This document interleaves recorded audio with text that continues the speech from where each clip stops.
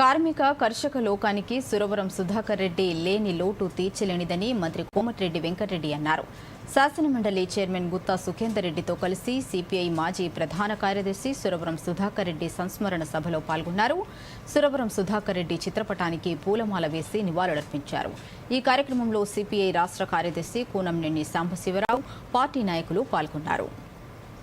ఈ సందర్భంగా మంత్రి కోమటిరెడ్డి వెంకటరెడ్డి మాట్లాడుతూ సురవరం సుధాకర్ రెడ్డి వంటి మహానాయకుడిని కోల్పోవడం కార్మిక కర్షకన్న లోకానికి తీరని లోటని అన్నారు. నల్గొండ నుంచి 2 సార్లు ఎంపీగా ప్రాతినిధ్యం వహించిన సురవరం సుధాకర్ రెడ్డి పేరు మీద జిల్లాలో ఓ మంచి ప్రాజెక్టు చేపట్టే ఆలోచన చేస్తున్నట్లు వెల్లడించారు. శాసనమండలి చైర్మన్ గుత్తా సుఖేందర్ రెడ్డి మాట్లాడుతూ నల్గొండ జిల్లా అభివృద్ధిలో ఎంపీగా సురవరం సుధాకర్ రెడ్డి పాత్ర ఎంతో కీలకమని కొనియాడారు. జిల్లాలో సాగునీటి ప్రాజెక్టులు, ఎత్తిపోతల పథకాల కోసం నిరంతరం కృషి చేశారని కూనంనేని సాంబశివరావు అన్నారు.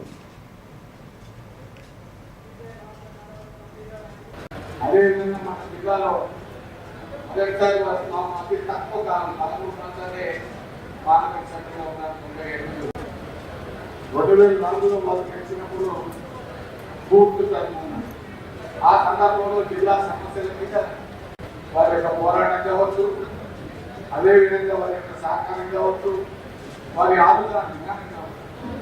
ఎందుకంటే 95 నుంచి ఎస్ఎల్బిసి టన్నర్ కొరకు అల్ల వెంకటరెడ్డి గారు కావచ్చు, ఆనాడు మధు చౌహాన్ గారు కావచ్చు, ఉద్యమ నారాయణ గారు కావచ్చు, అదేవిధంగా రాఘవరెడ్డి గారు కావచ్చు, నంద్యాల నరసింహారెడ్డి గారు కావచ్చు, మేమంతా కమిటీ సభ్యులుగా ఉండి ఎత్తిపోతలను సాధించినటువంటి ఘనత ఆనాడు మన అందరిది అనేటువంటి విషయాన్ని నేను ఈ సందర్భంగా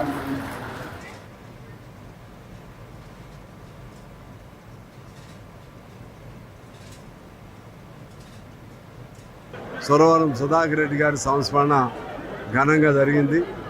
ఆయన ఈ రాష్ట్రానికి, దేశానికి, ప్రత్యేకించి నల్గొండ జిల్లాకు ఆయన చేసిన సేవలన్నీ కూడా ఇవాళ అనేక మంది ఇక్కడ గుర్తు చేయటం జరిగింది. వందలాది మంది వాళ్ళ కార్యకర్తలు వచ్చారు.